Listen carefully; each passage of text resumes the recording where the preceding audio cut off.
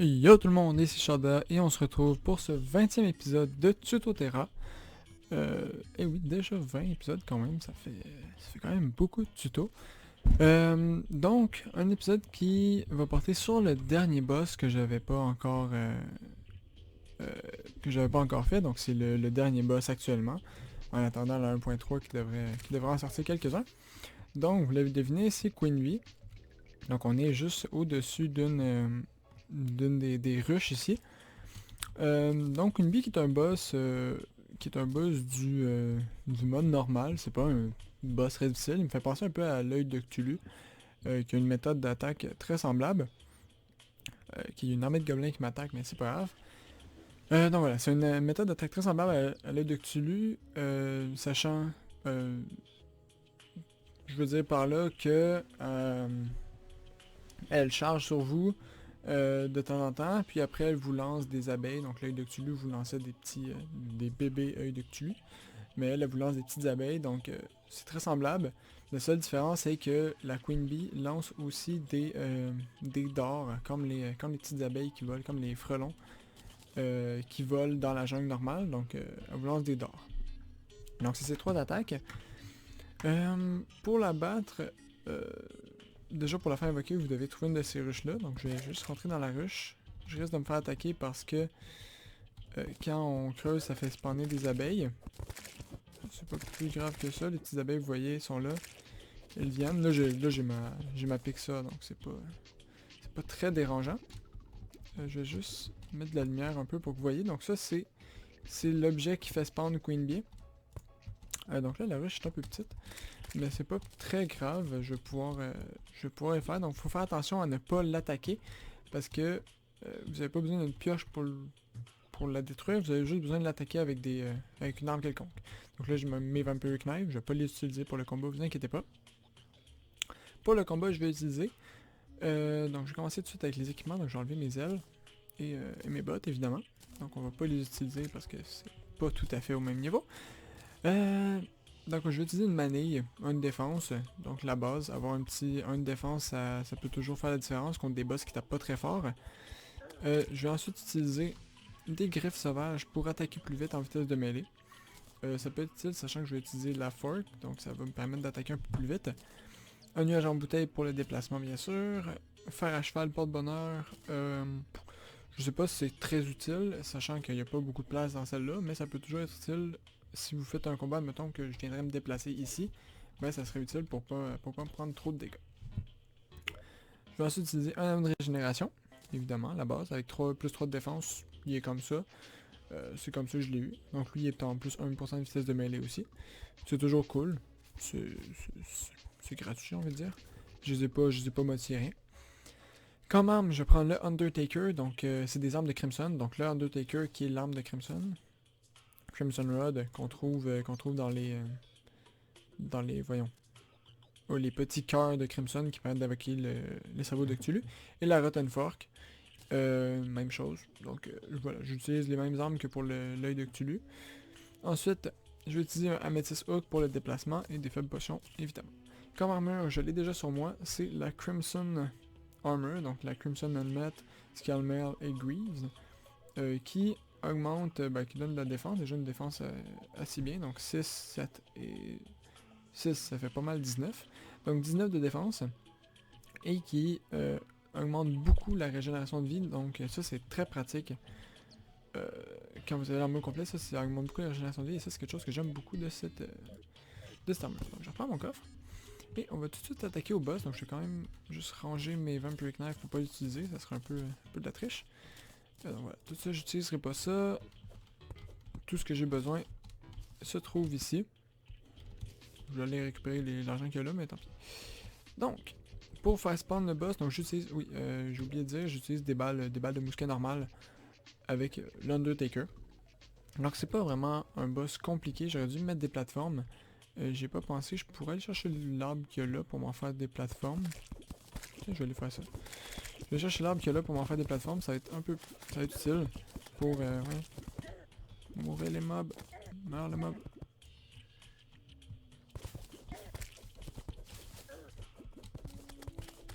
Oui, je me bats avec une pioche, oui, je sais.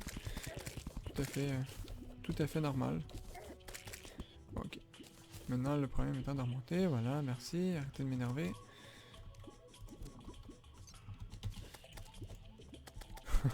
Ok. Je suis tanné. Voilà. Bon, arrête. Merde. Bon, ben j'ai fait spawner le boss. Ok, tant pis. Comme je disais, on n'a pas besoin de... Faut faire attention quand on se retrouve dans le truc de Queen Bee parce que... elle spawn comme ça, un peu sans crier gare. Et là, j'ai un ver de terre qui m'attaque. C'est un peu le bordel. Bordel. Arrêtez. Lâche-moi. Lâche-moi, Queen Bee. Laisse-moi remonter. Merci. Bon. J'ai réussi à remonter. Et je vais faire le combat. Voilà.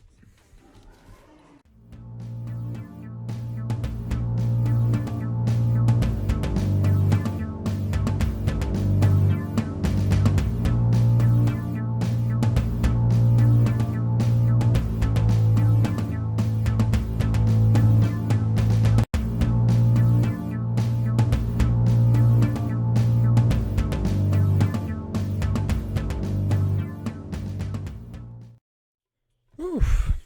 Bon. J'ai eu un peu de difficulté à la battre, je vous avoue. J'avais oublié à quel point c'était dérangeant de se battre dans un environnement qu'on n'était pas préparé. Je suis désolé de cette mauvaise performance, mais on l'a quand même battu. Donc ce qu'elle nous donne, elle peut nous donner beaucoup de choses, mais en particulier elle donne des beewax qui permettent d'avoir l'armure abeille, donc qui permettent d'invoquer... il me semble que c'est ça... Oups, dégage. C'est une armure qui permet d'invoquer plus d'abeilles quand on a un bâton d'invocation. Il me semble. On ira vérifier ensemble tout de suite après. Sinon, elle peut donner un bee gun. J'ai eu quoi en l'occurrence? J'ai eu la beekeeper, donc qui est une épée qui, quand on frappe, relâche des abeilles. Donc, si je réussis à la toucher, lui. Bon, déjà, ça met confusion. Ça met confusion?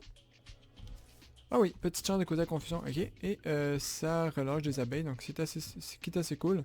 Je vais mettre de la lumière ici, on va aller revoir ici sur des abeilles, des piranhas. Donc vous voyez, j'ai tapé le piranha, il y a une petite abeille qui s'en va attaquer la chauve-souris. Et voilà, donc c'est une petite épée qui est sympathique au début, donc sachant que les abeilles c'est toujours utile. C'est toujours utile les projectiles auto-guidés, j'ai envie de dire, donc voilà, ça crée confusion. Ça crée confusion assez souvent d'ailleurs, ce qui est assez sympa. Et ça relâche des abeilles. Donc voilà pour l'épée. Le bee gun, c'est un gun, une arme magique qui relâche des abeilles. Donc le même principe que la beekeeper, sauf que vous n'avez pas besoin d'attaquer, de toucher l'ennemi, c'est logique vu que c'est un gun. Ça relâche des abeilles qui vont automatiquement qui vont automatiquement attaquer les ennemis. Et sinon ça donne un honeycomb, je crois, comme les céréales, qui c'est un équipement qui, lorsque vous êtes touché, relâche des abeilles tout simplement. Donc c'est vraiment, c'est très axé sur les abeilles. Vous remarquez que c'est concept. Donc voilà, je crois que c'est pas mal tout. Sinon, on peut dropper d'autres trucs, dont un familier qui est assez stylé. Donc c'est une petite abeille qui vous suit. Une monture qui est une grosse abeille qui peut dropper à 1% de chance ou 0,1% de chance, je crois. Donc c'est très très rare comme drop, mais ça peut le dropper. Donc je l'ai, donc c'est pas impossible. Ça drop aussi pas l'armure, mais les vêtements abeilles. Donc c'est des vêtements sociaux qui sont juste là pour être stylés. Donc c'est des vêtements rayés. Rayé en abeille, mais c'est pas, vous avez pas l'air d'une abeille avec. Et je crois que c'est pas mal tout. Il me semble qu'elle nous donne d'autres choses. Bon, déjà oui. Le beewax, elle donne des bee-nades aussi, du bottle honey qui permettent qui aide à crafter un autre le truc pour l'invoquer. Donc on peut il y a un truc à crafter pour l'invoquer comme toutes les boss. Et je crois que c'est pas mal tout. Donc c'est pas un boss qui est utile. Sincèrement à détruire, c'était pas dans les premières fois que je le battais, mais j'en ai pas battu beaucoup des Queen Bee. C'est pas un boss qui vous fait progresser dans le jeu. C'est juste un boss qui donne des trucs qui peuvent être stylés, donc qui peuvent aider un peu, donc ça donne des armes. mais ça débloque pas rien comme, mettons, l'œil de Cthulhu qui débloque la Dryade, ou surtout le mur de chair qui débloque le hard mode. C'est vraiment juste un boss qui est là pour dire bonjour, je suis là, mais je sers à rien. Donc voilà, j'espère que ce tuto vous aura plu. Désolé encore une fois pour ma mauvaise performance contre le boss. On l'aura tout de même tué, mais j'ai eu besoin de presque tous mes cœurs, donc ça c'est pas pratique. Normalement, si vous êtes mieux préparé que moi avec un bouclier de cobalt, donc ça c'est quelque chose que j'avais pas, que j'aurais dû prendre. Le bouclier de cobalt qu'on trouve dans le donjon. Avec un bouclier cobalt, on s'en sort beaucoup mieux parce qu'elle a beaucoup d'attaques. C'est des petites attaques qui tapent pas fort, mais elle en a énormément.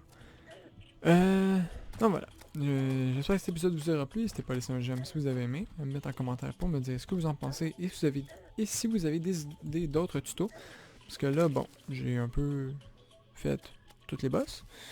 Il me resterait la Frost Moon et la Pumpkin Moon à faire, éventuellement en attendant la 1.3. Et sinon, je n'ai pas vraiment d'autres idées de tutoriel pour l'instant. J'y pense. Mais si vous en avez, n'hésitez pas à m'en faire part. Sur ce, je vous dis à la prochaine. C'était Shada dans ce 20e épisode de Tuto Terra. Allez, au revoir.